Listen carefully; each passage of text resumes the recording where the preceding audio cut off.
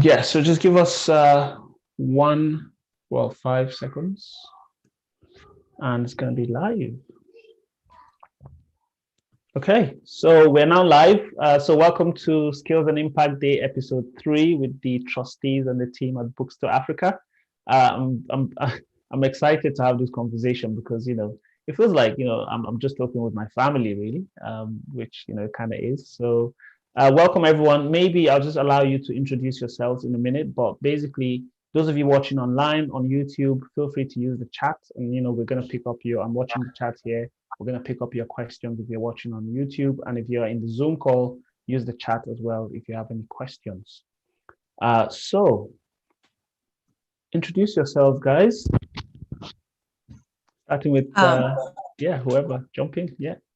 So I will start. I'm Nancy. I'm a volunteer for Books2Africa from I think almost 2 years now.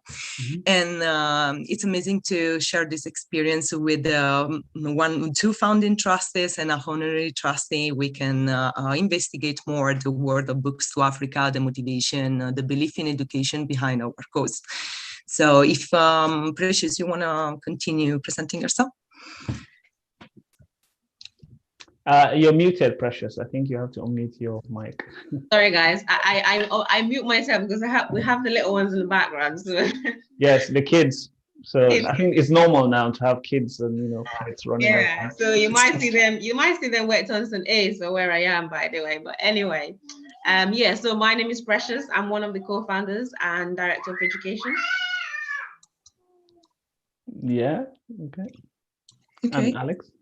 Yes, I'm Alex. I'm an honorary trustee since about a year now, I think. And I was a volunteer before that for a year. And I think I started my internship in 2018. So I've been with Books2Africa quite a while now in different roles. And I'm now based in Germany and calling in from Germany as well. So nice to be here today. And I'm excited for our meeting. Welcome. Where are you, Nancy, right now? Are you where are you? I'm in London right now, but as you know, I'm from Italy, and it's amazing that our community is built around multinationality. That's the first thing that, of course, you can notice in our community, all from around the world. Mm-hmm. No, definitely. Yeah, talking about that, the trustees are from Nigeria, from Africa. Exactly. Yeah, I was gonna say So you might, just to kind of give everyone a bit kind of brief background on how we're set up.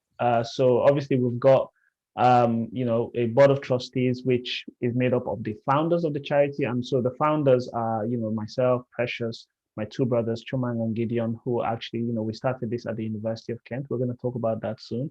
And then we have honorary trustees who come on board, and people like Alex, people like Ashita from who is not here, from Indian background, and and other volunteers as well who help us get the project on. So really, today I want us to talk about, and I've got people joining in here on Zoom as well. I want us to talk a little bit about, just reflect on why the journey of Books2Africa, and how each of us, even though some of us are family members, some of us are not, what is it that we have in common when it comes to Books2Africa? What would you say? And that's my first question. And again, feel free to just jump in. What would you say is the one thing that resonates with you as a trustee? Because obviously being a trustee is a commitment, right? It's a kind of big commitment. So what resonates with you about the charity that actually motivated you to want to get involved at that level? Maybe we'll start with Alex. The first word that pops into my mind is education and giving access to education. I think that's really key for me, and that what really drives me as well. And having that network around it, so really connecting people from all over the world, aiming at one goal with it, which is giving access to education. So. And I think that's really something we really love talking about as well, that there are different ways of doing it now in more digital times, how we can really make sure that electronic devices are shared as well, besides the books. So I think that is really something that unites us all. Yeah. Precious? Yeah, I definitely agree. Sorry, I was just making sure I was unmuted. But yeah, education is definitely one of the things I think unites all of us.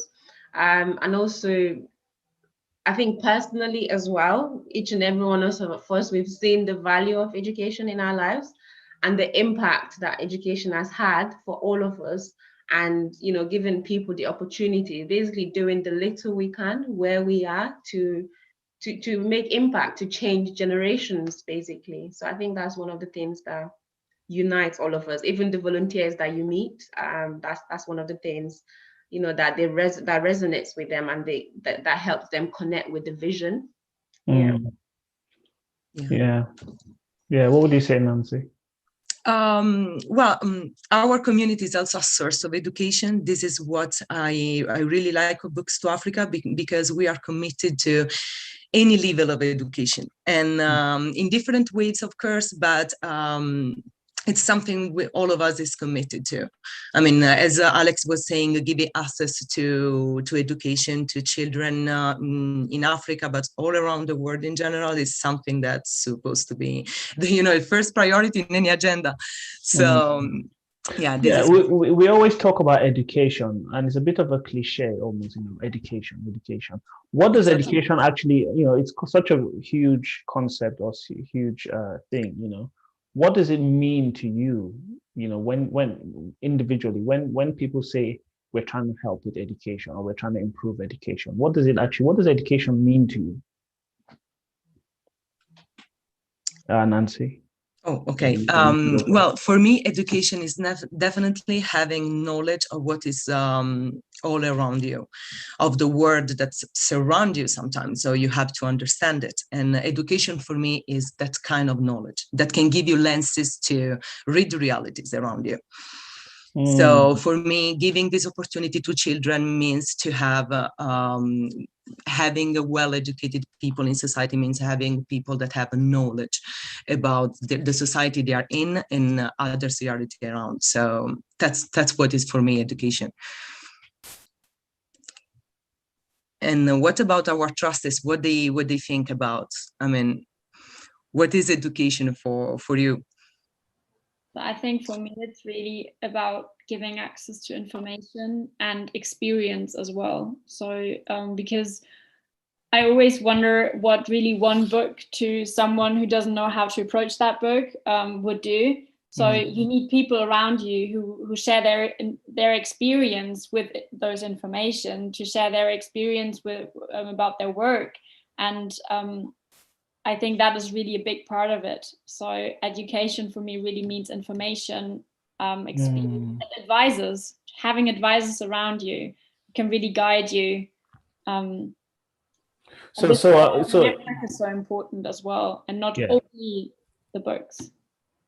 So information, knowledge, Precious. And if I can say, I'm really curious about Precious' opinion about that, because I know that education is your word. Exactly, is your career path. So please share with us. Yeah, definitely. I mean, education is definitely what all of you guys have said. For me, it's not just the knowledge. It's not just the intellect, but the ability to experience something different. Yeah. So for example, if you think about in the context of books, talking about Books2Africa, books enables you to experience something different, like a different perspective, a different, I don't know, a solution to a problem. So for example, I don't know, being in academia, if I want to prepare a lecture, I go to books or to journals to read, to inform myself about the topic. So it's, for me, education is so powerful in the sense that it narrows down to how you get that knowledge that you need to solve a problem, and giving people the tools to have access to those information to make change or meaningful changes where they are. It's so powerful to me. So yeah, education for me, it's access and being able to access information to solve the problem that you're currently facing. Wow. And Precious, while we're on you, I know your background is kind of in intellectual disabilities, and you do a lot of studying on kind of people who have intellectual barriers to learning. reflect on that a little bit. Talk about kind of, where do you think Africa is when it comes to intellectual disabilities, and especially within the educational environments, within schools, universities, learning, institution. Well, unfortunately, Africa is definitely still a long way to go when it comes to disabilities in general. Not just intellectual disabilities, but I mean, 3 years ago, I had a conference. Our centers, we have a center called International School of Disability Studies in Nigeria, and we held a conference, our first conference on disabilities in Africa, but specifically focusing on intellectual disability, and it was titled Visible but Invisible. Basically, that's what it reflects. So people in Africa who have disability are visible but yet invisible in the different aspects of life, in education. And again, it's just so many factors. There are some countries in Africa who are doing a bit better than others. So I'll specifically speak about Nigeria because I'm from Nigeria. For example, in terms of research, I'm currently doing a scoping review to see what empirical research are out there that have spoken or gathered experiences of people with intellectual disabilities. And there isn't really much right now in academia, like there isn't much, but people's voices, or people with disability, their voices need to be heard. They need to be able to tell us what their experience is, because from there we'll be able to know how to improve their quality of life, for example. And I was quite privileged to take part in a project that DFID funded, commissioned by Palladium 2 years, was it 2 years ago, 2009. And we did a research, and we looked at the lives of farmers with disability in northern Nigeria, and it was so interesting to see the varied experience, from the stigma that they experience to the limited resources that they have access to. And again, education was so limited. I mean, in terms of formal education, it was so limited. I mean, we had about 1,006 or so people who participated, and out of that, less than 20% or so went through formal education.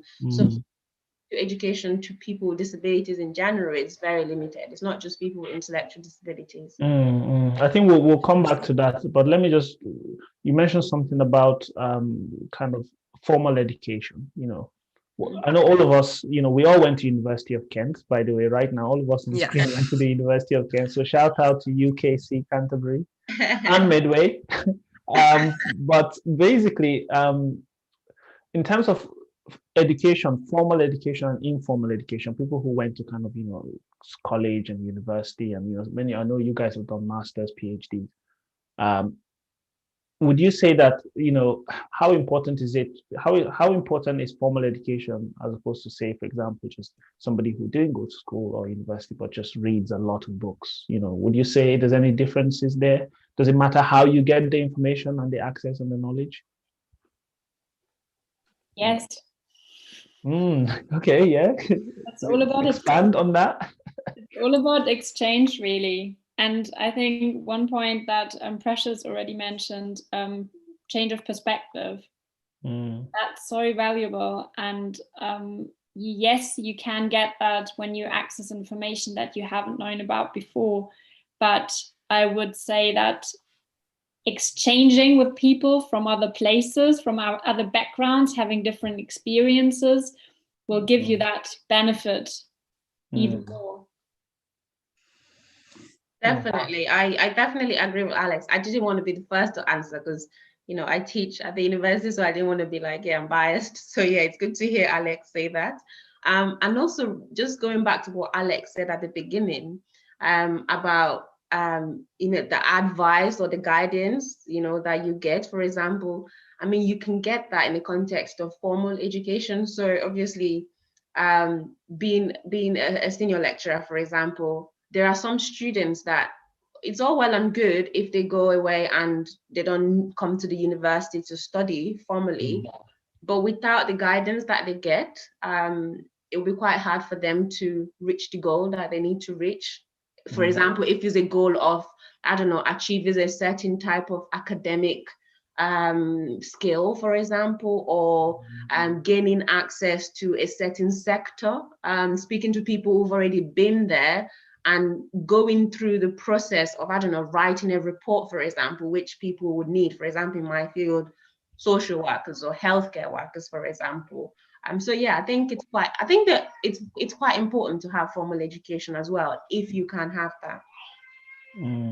I think this is something that the current pandemic probably challenged a bit, because formal education can become something more if you have, as Alex already mentioned, a kind of exchange with other people, a kind of sharing of experiences, a kind of growing of your emotional intelligence.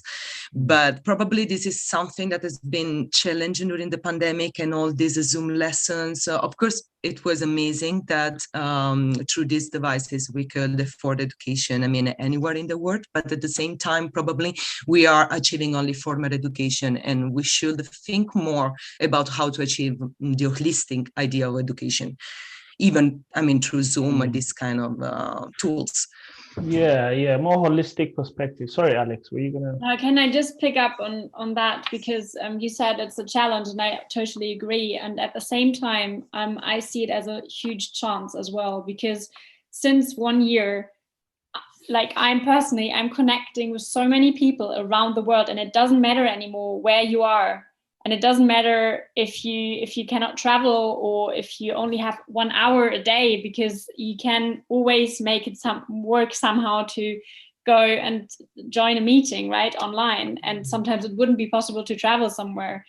And I really personally experienced it in the last year, that I connected with so many people on a deeper level through Zoom, through online exchanges, and I learned so much. And I wouldn't have learned that because I'm not able to travel to a different country every week. That's not possible.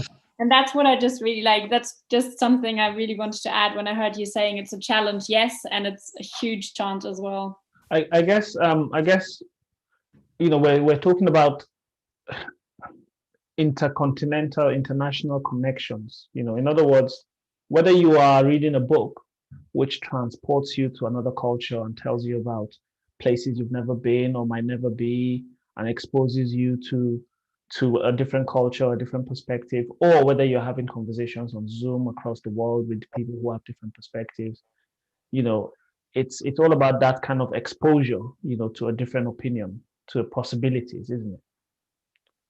Yeah, this is wonderful. This is wonderful. I think a combination maybe of different factors will be, the solution in this sense.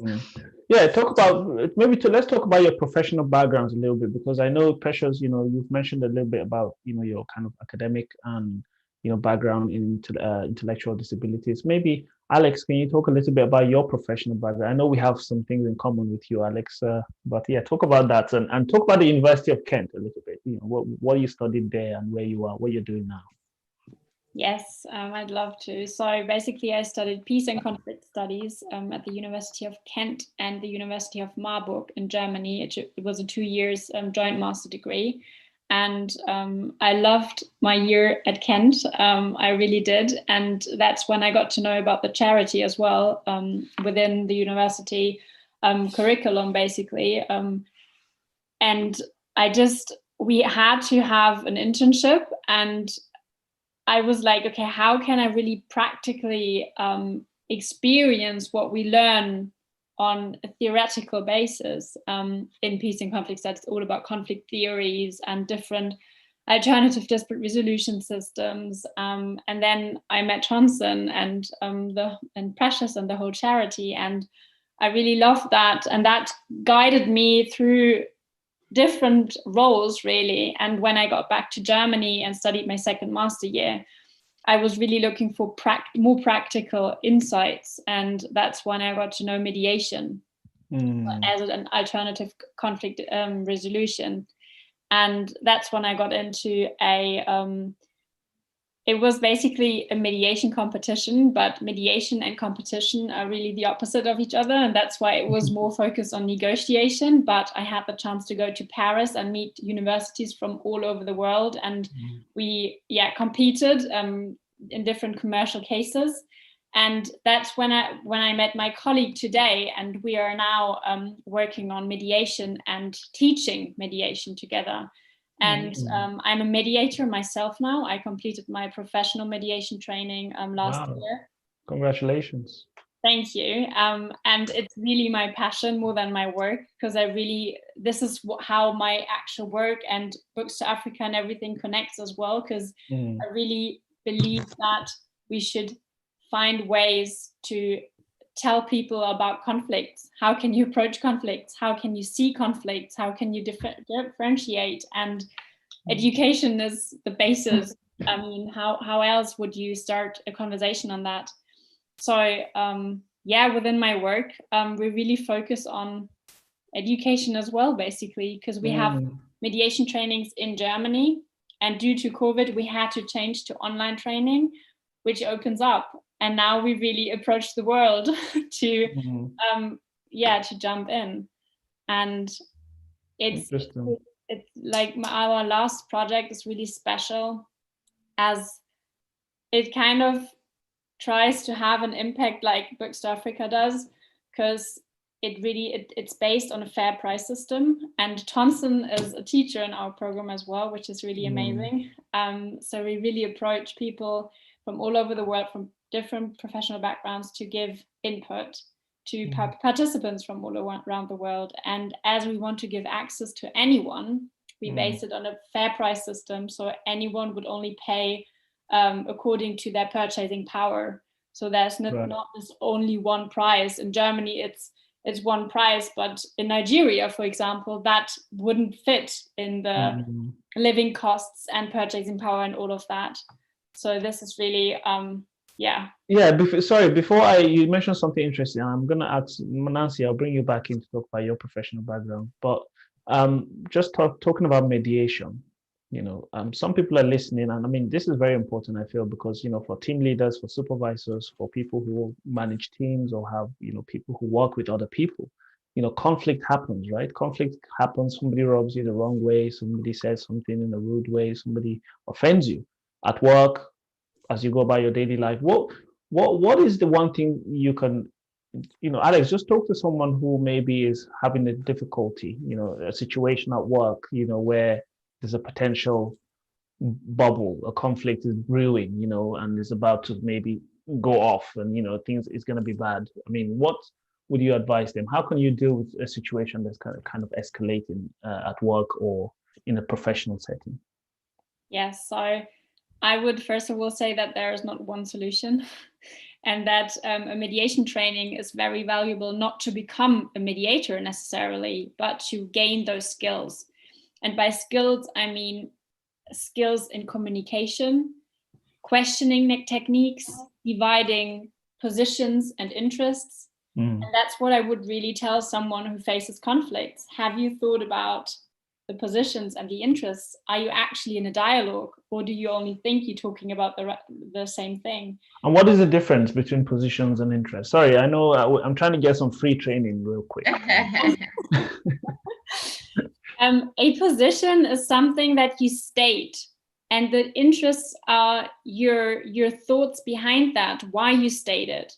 Because if you say, okay, I really want this job, and no matter what you say, and no matter who other colleagues are who want this job, and my interests behind it are, I need money, I just purchased a house which I have to pay, so there is no really way around it. I don't have the time, I don't have the resources to wait and all of that. So that's really, and the most popular example is the two sisters and an orange, and what they just fight over this orange all the time, and they both really want this one orange, and their mother asked them, like, we only have that one orange, how can we make sure that you guys don't just let us split the orange? And both say, no, I really need the whole one. And then the mother asks questions, what do you want to do with the orange? And one sister says, I want to bake a cake, I need the surface of the orange to really have the ingredients for that. And the other says, I want to have a juice, so I really only need what's inside the orange. And the conflict is solved. So this is really about the position is, I want this orange, and the interests behind it are completely different. And this is really how we want to get people to the point where it's always about don't judge, question it, and put yourself in their shoes. And there are so many examples and so many techniques and methods how to make constructive conversation. And conflict is not a bad thing. Conflict really opens up opportunities. Conflicts bring us to a point where we really talk about what we want. And afterwards, we might know a lot more. So it's only about the constructive and destructive differences. Good. I'm going to put a link later on the YouTube channel, so you guys can check out the International Mediation Campus course. But Nancy, we all did we studied conflict at the University of Kent. You studied conflict as well. So maybe talk about, what do you think about what Alex has been saying? Well, what Alex said, I totally agree with that. I mean, we have a very similar academic background. We studied together at the University of Kent, at least for 1 year. And of course, mediation and especially communication can be the key to solve conflict, or as we learn, I mean, at least to transfer them from violent to, less violent, or with the absence of violence at all. So it's something to start with. And I agree that the passion for communication can take different shapes. Like, for example, I'm communication professional by myself. So, but I'm more focused on the communication between the private sector and the charity sector. But still, I mean, communication is something that any human relationships needs to achieve something. Definitely. Well, you in terms of communication, when we are working in a team, in a diverse team, a team with multicultural backgrounds, and where people are from different cultures and they communicate differently across different cultures, how easy is it to say the right thing but for it to come out the wrong way? And how important is it for people who work in a diverse team where people are from different cultures to understand that what they may be saying may not be being taken the way it's they assume it's been taken? Well, I think that first of all, it's important to focus on common grounds rather than on differences. And for example, if you use some tricks, like, for example, making them spend time together during lunch, or this kind of entertainment times, you can see them sharing this kind of good experiences, and they are not going to talk about their differences. And this, of course, can help to create a kind of bond in a team.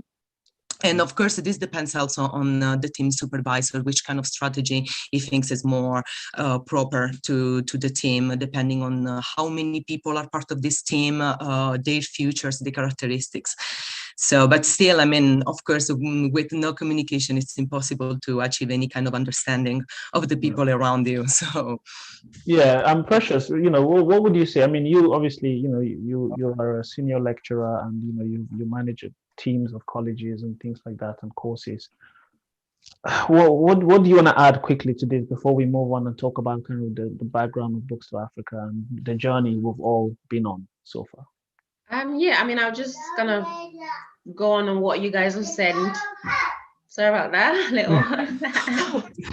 Yeah, go on. Just please don't be sorry. Don't be sorry.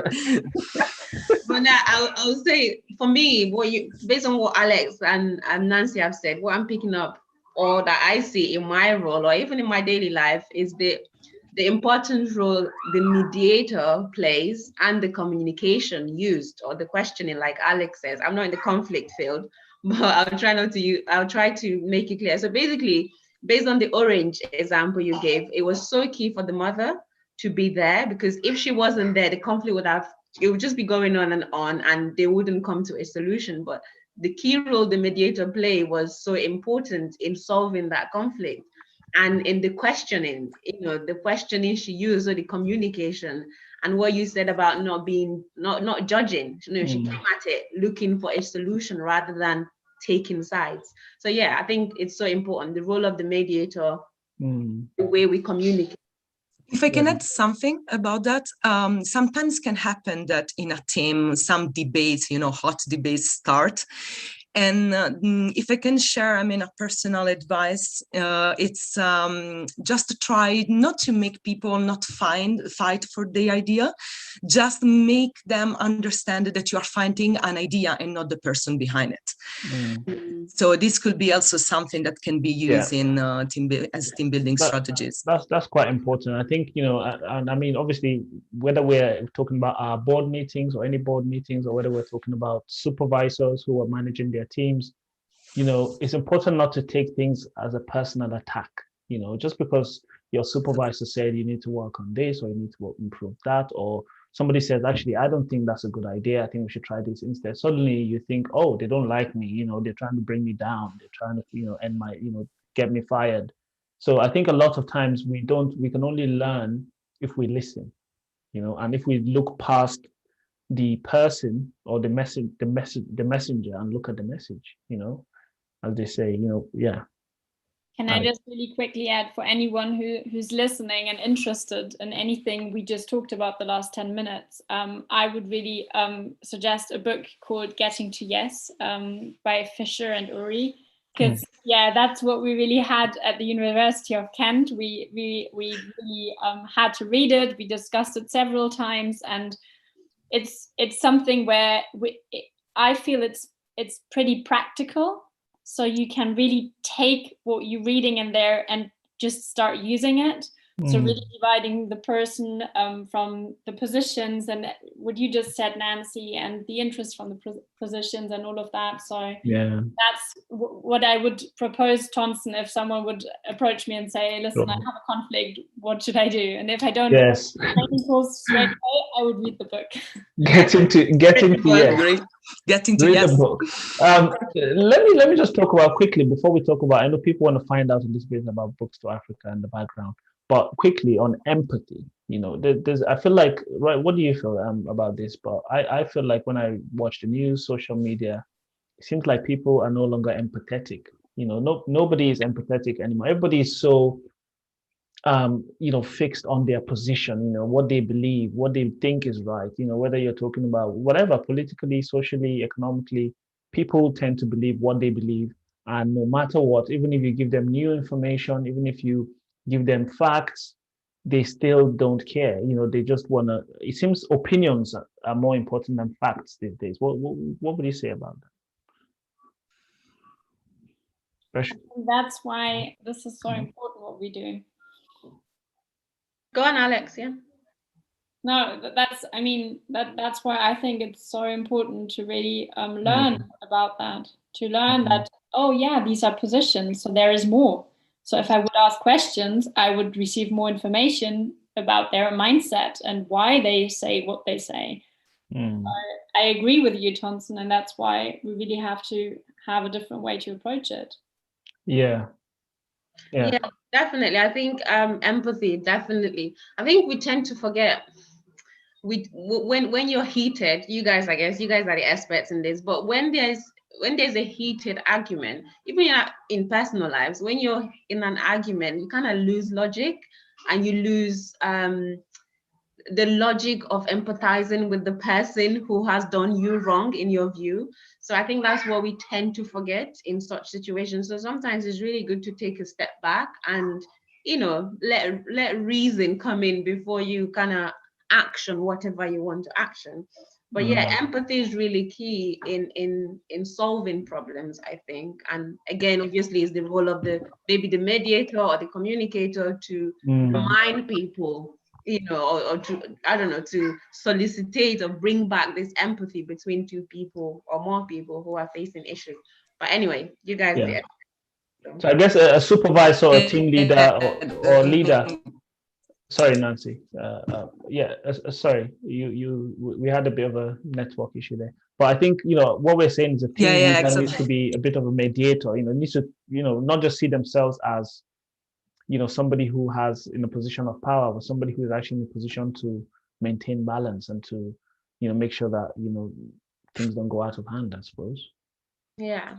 And I think that also brings us, straight into, again, Books2Africa story. I mean, based on what you guys are saying, not in the conflict context, but in the context of, the vision and the people who are you know, running with this vision, and the people who along the way, you know, it's for example, being able to differentiate between the vision and me or Alex or Thompson or Nancy. So it's us connecting, like we said at the beginning, what connects us together is the vision to make change, the vision to impact generations. And I think that's what people are drawn, people to keep a focus on that, you know, the vision. So if we're not here today, Books2Africa hopefully will carry on. Let's talk about that very quickly. Let's talk about Books2Africa.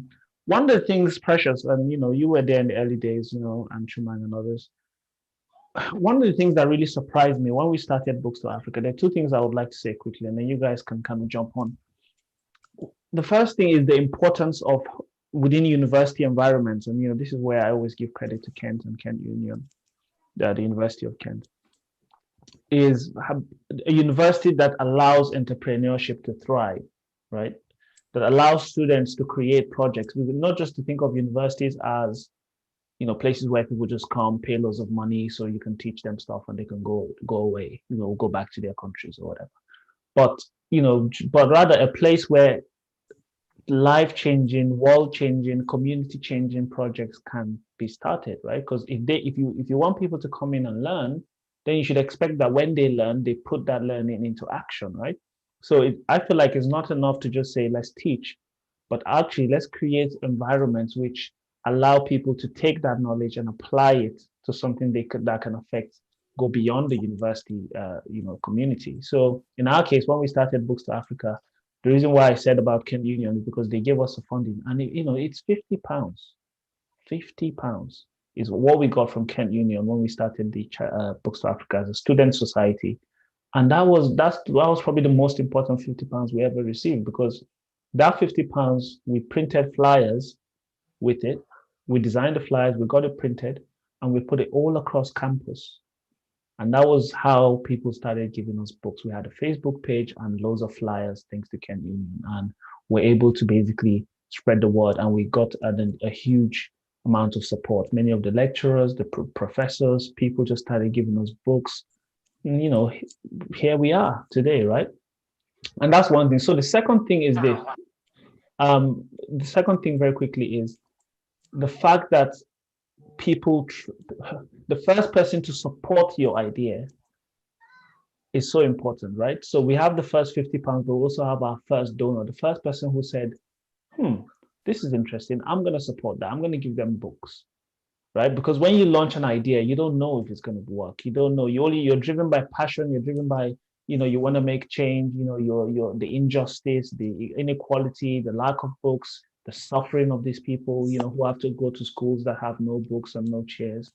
But nobody supports you, right? That's just an idea, and you don't know if it's going to work. So the first person to kind of say, here you go, that gives you a sign of life. That gives you a heartbeat to say, actually, your idea has a heartbeat. You know, you can now begin to nurture it. You can now begin to believe in it. You can now begin to grow it, and, you know, watch it become what it is today, you know.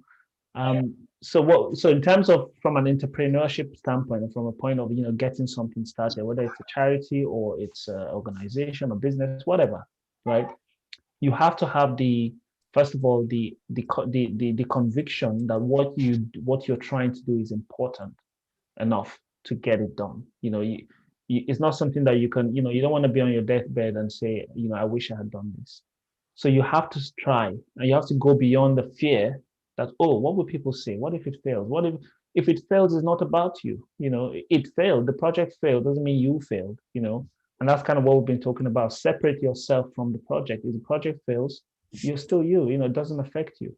You know, many businesses fail. It doesn't mean the people are failures. So getting past that fear to say, okay, I'm gonna trust the world with my idea. I'm gonna take something in my mind and show it to the world what I've been thinking about, and trust that the world will get behind it, you know. And when they do, it's an amazing feeling. You know, it's like we got our first book, you know, and we traveled a long campus, you know, and we took the box, you know, and we were happily walking across campus. People were looking at us like, what are you doing? Where are you going? You know, with all that, with that box. But here we are. So I mean, what do you guys think anyway on that note? Maybe talk to somebody who is thinking about, who has a wild idea, something crazy, and they want to get it off the ground. What would you say to them, guys? Well, if I can say something, I mean, what I learned today from all of you is that you are pursuing a career in something that any sector beside, of course, your Books to Africa commitment is something you truly believe in, which is education, mediation, or about Books to Africa. Another impact on mediation and recycling. So you are really motivated in what you do. And I think this is the key for success. But of course, as Thomson already pointed out, you have also to deal with failure. So maybe my question will be more focused on how you dealt with failure during your career journey. In general, I mean, even you have been so focused on your future, always during university, you discover what was your passion, as Alex said. I really like to see when failure comes, what you do to face it, to deal with it. And I think actually, we're just over 40 minutes now, so we'll take Nancy's question as the first question. So those of you on the Zoom call, feel free to ask your own questions. But let me just say about the fear of failure and what do you do when you fail. I think, and then you guys can jump in. Failure is something that people is like conflict. People try to avoid at all costs. They try to avoid failure or conflict at all costs, but actually you shouldn't. You shouldn't see failure or conflict as something negative. We hate confrontation. We hate how it feels when we're angry at someone or somebody has really upset us and is messing with our emotions. We don't like it, but we have to get comfortable with it. We have to get comfortable, because whenever something fails, in other words, failure, something doesn't work the way you expected. That's what failure is you have expectations about things happening in a certain way and it doesn't happen in that way. So it's about what you had in mind. It's about the fact that maybe the expectations you had in mind were unreasonable. Maybe that's the problem. Maybe you need to change your perspective and see things differently, right? And when there's an opportunity where, for example, there's a contradiction between yourself and somebody, maybe somebody you want to go north, they want to go south. It's an opportunity to find out why do they want to go south. Maybe the grass is greener if we go south. And maybe it's an opportunity to question yourself again. That's the way I see it. A lot of times, I come up with ideas and Precious is like, this is not going to work. Or it all depends on your personality, right? Some people are more risk averse, some are not. Some people like me, I just wake up one day and I have a crazy idea and I haven't thought about it. And Precious is like, no, that's crazy.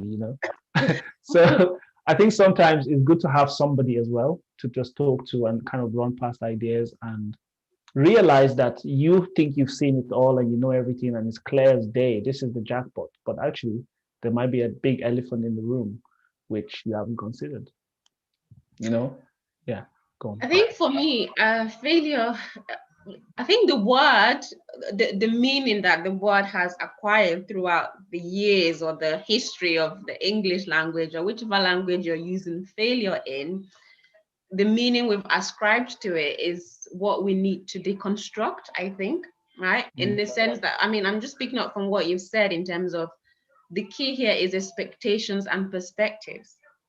Just going on what you said. If, for example, I failed in, I don't know, let me just say, for example, the mom guilt. People have the mom guilt, for example, right?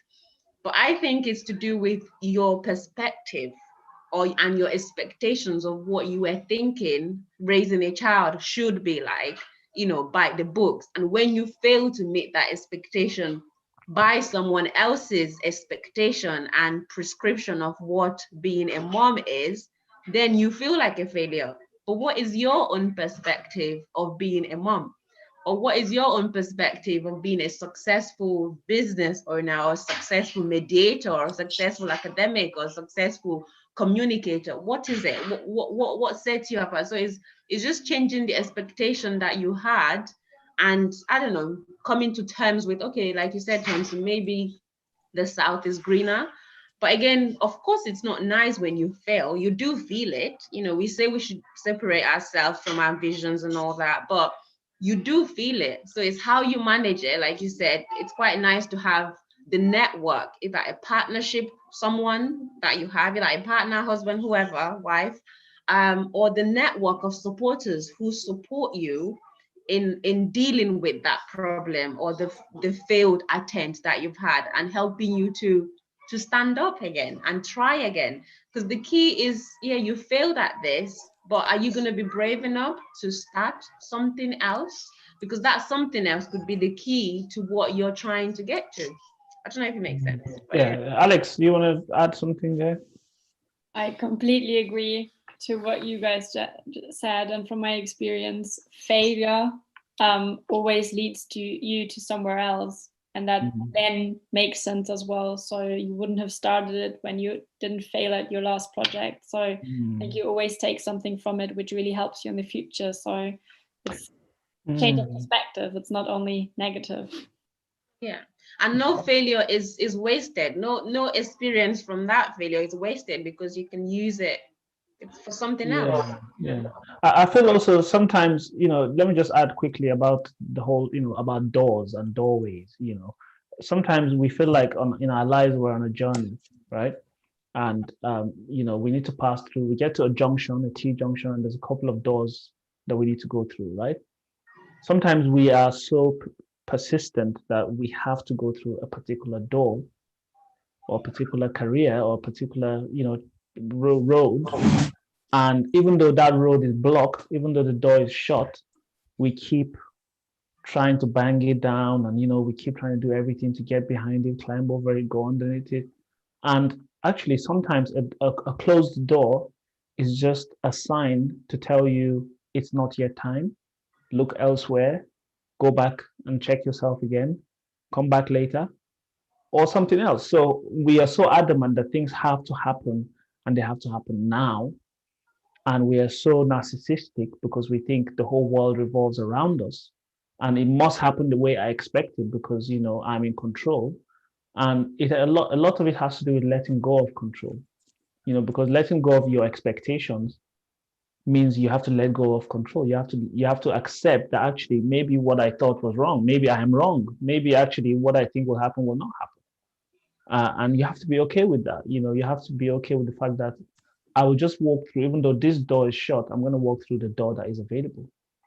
And maybe I just have to trust that when I walk through that door, it will work out, you know? So a lot of it is an exercise in faith, you know, is an exercise in trust, is an exercise in really believing in yourself and not defining yourself by what you do, you know? It's not about what you do. If, you know, we started Books2Africa, but, you know, we're not, you know, if Books2Africa, whatever happens with Books2Africa, it's not who we are. It's not who I am as Thompson, you know, it's what we do. And that you have to make that separation, you know. Yeah, I don't know if that helps, Nancy. Any other questions from the room or from the chat or anywhere else? Feel free to unmute and ask put your video on as well. Could you talk a bit more about the other side of things, how you contact people in Africa and let them know that the books are available and how you help them fund things? Yes, very important. Precious, you can answer that. Yeah, hi Vivian. Yes, so we have on our website, we have a request page. So people, you know, put their request on the type of books that they want. They put their details about who they are, they're a charity, a school. But we also do marketing. So we do online marketing where, you know, we use Facebook, for example. Thompson's and the network team, they do marketing, targeting specific, you know, countries. Sometimes, for example, at the moment, we've rolled out our curiosity to the JOS office, which is in Nigeria, Plateau State. So I believe, Thompson, your team, you recently did a promotion or an advert targeting people in Plateau to let them know that we have books currently at the JOS office. And again, our offices in Africa, they also obviously do the advertising through their own networks as well. Yeah, so I think it's a bit challenging to tell the whole of Africa that Books to Africa exists, and they can get books to us, which is the goal. It's ambitious, but it's possible. There are a lot of things that are different when it comes to marketing in Africa. Here in the UK, it's easy to just say, oh yeah, let's just do something on social media, or people on Facebook will see it, people on Twitter will see it. But when you're dealing with this, when you're trying to reach people in communities, in rural communities where they don't have electricity, where they're not on Facebook, they don't have internet. How do you reach those people? How do you tell them about Books to Africa's book donation program? So it's a challenge. So we use a combination of, yes, social media for those people in Africa who are on social media. We do a lot of campaigns and adverts there, but we also rely on our offices on ground to spread the word, and that has to do with whether it's schools that have received books from us telling other schools about it, and also just flyers and things like that. Book fairs, we do a lot of book fairs, but essentially I think one thing is, which really the reason why we haven't done this is down to money, is radio. Radio is one of the most widespread ways to reach everyone in Africa, and rural people on their farms, in the market, anywhere they may be, they're listening to the radio. Some of them don't, and the radio has the good thing with the radio is it has batteries, doesn't need electricity. So it doesn't need any good connection. Wherever you are, you can tune in. So there's going to be, I think radio is going to be a huge part of what we do, especially as we launch our online platform, our online catalog, where people can go and see all the books we've been donating and where they've been going. So that's basically how we spread the word now. And newspapers as well, don't forget that. Yes, newspaper is also going to play a role, but it's slightly cheaper to go radio, because with radio you pay once and everybody who tunes in hears the message, whereas with a newspaper, once that day goes, the next day comes, and it's people are selling fufu or pounded yam with your newspaper. So yeah, I hope does that answer your question, Vivian? Yes, largely, but I was also wondering about the funding side, because I gather that the recipient has to pay. Is that right? Yes, so the recipient has so some recipients fundraise for it. But what we do, or what we've tried to do, so I lead the fundraising team. It's a group of volunteers mostly who dedicate their precious time to us. So we apply for grants. Most of the time we're not successful, unfortunately. But we apply for grants. We sometimes have companies like 90 Foundation and Macmillan, who've been kind enough to donate money to fund shipments, so containers of books. Macmillan, for example, in the past, they've donated containers of books, but they've also sponsored the shipment of those books. So yes, most of the time when we get donation requests, most of our people have the money to fundraise and the money to get the books to them. So that's where we come in the fundraising area, which is quite challenging, to be fair. It's quite challenging to get money for projects in Africa. So yeah, that's one of our challenge, fundraising to get these books. But sometimes when we get people who've requested for books, they sometimes come with supporters who are already paying for them. I think the bottom line is, we have huge numbers of books, physical books, not digital copies. How do we get them from the UK to the most remote parts of Africa? Somebody has to pay the bill. And that's the most expensive part of what we do. So on one hand, Precious and her team are working hard to raise money, whether it's grants, one-off grants that would cover one container, or at the same time, we're also working to build our donor base, so our monthly donors. So we're trying to build it to a certain level where if we have, 2,000 donors giving a certain amount, then we'd always have enough money to ship those containers. But for now, we don't have those numbers. We only have about 150 donors, monthly donors. So, I mean, a container alone is over £8,000, just to ship one container.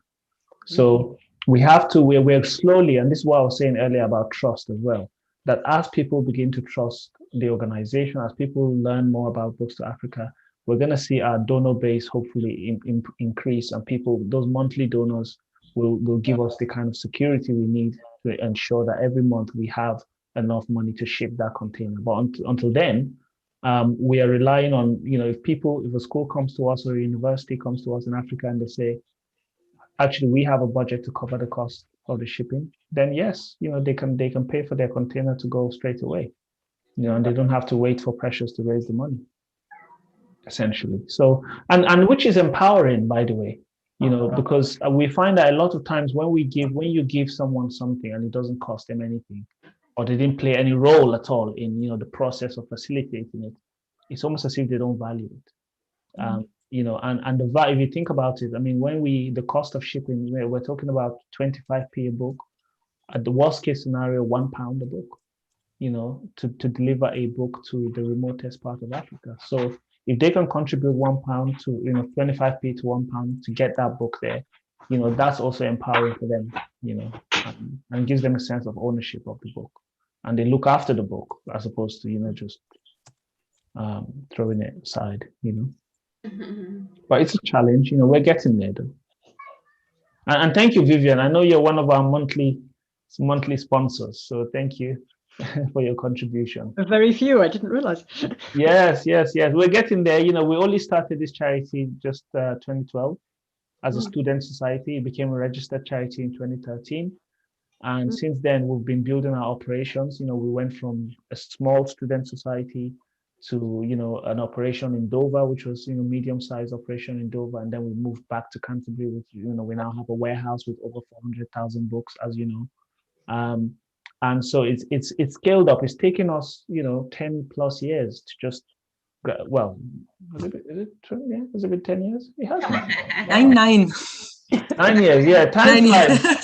Time flies. It feels like it's been forever, but anyway, yeah. So it's taken us a while to just slowly build up. And, right now, just people in the UK some people are just starting to find out about us, even in the UK. Most people don't even know about Books2Africa yet.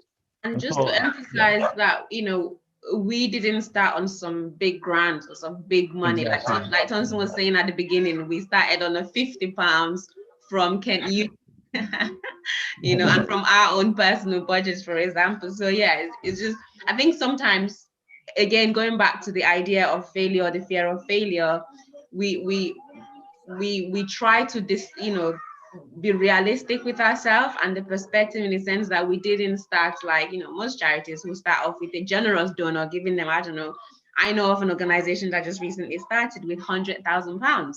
So we didn't start that way, so it's just us having that perspective and that liberation, and not having that pressure on ourselves. And again, being proud of what we've achieved so far, and with people like you guys supporting us, and our volunteers who dedicate their time to this cause and this vision. It's just amazing. But yeah. What percentage of books do you sell in the UK to help fund the projects of sending the books overseas? So we aim for maximum of 20% of books that are donated, but right now, I think last year we said we did just 4%, wasn't it, Alex? Yeah, just 4% was sold last year, 4% of books. And to be honest, our charity shop has been one of the most instrumental things that actually helped us grow, because remember, from the early days, like I said, we didn't have any donors. Nobody was willing to give us money. Everybody was willing to give us books, but nobody was willing to give us money. Because again, for most people who give books, it's more of, they have an inconvenience. They will just want to get rid of things, so they're not really doing it because they really believe in the cause, or they want to support it and see it, make impact. They have a problem. They have books and they want to get rid of them, which is fine, which is absolutely fine, because it's a good thing to give them to somebody else than it is to send it to the bin or to landfill, so at least they're trying to do the right thing. So at some point, we realized we had too many books and nobody was giving us money. So we had to find a way to raise money. And that's where the idea of the 2080 principle came about, where we had to evolve and say, actually, many of these books may be valuable in the UK, and many of them actually are not relevant for Africa. Some of the really old books, you know, and collectibles, which we don't want to send, but actually we could raise money with here in the UK for people who are collecting them. So that's where the idea came from. And we put 80-20 principle there to make sure that we never go above, you know, we never sell all the books, you know, it's always going to be a maximum of 20%. But we've never actually gotten over we've never reached 10% in any year. So we've always sold under 10%. Yeah. Are you hoping the charity shop will actually become a shop when the pandemic ends? Good question. I don't know. We've thought about this, haven't we? We did look at shops on the high street, Alex. Yeah. Yeah, we even looked at shops. I remember 2 years ago in Canterbury. Yeah, there was a shop. There was a lovely shop next to the cathedral in Canterbury, which we considered renting at some point. It comes down to overheads. It'd be nice. I think this is my opinion. It'd be nice to have, some kind of presence on the high street, whether it's a charity shop, whether it's a small kind of, library, or like a space where people can come in and read books and drop off books and donate their books. But it's the cost, at some point, maybe when we can afford it, we might consider it. But I don't know, look, the board will have to discuss it, but we did think about it in the past. Yeah. What do you think, Vivian? Well, as you said, it would give you a presence, which would also be good advertising. I don't know enough about it, but you hear about these pop-up shops and things, whether you could do something like that. I don't know. Yeah.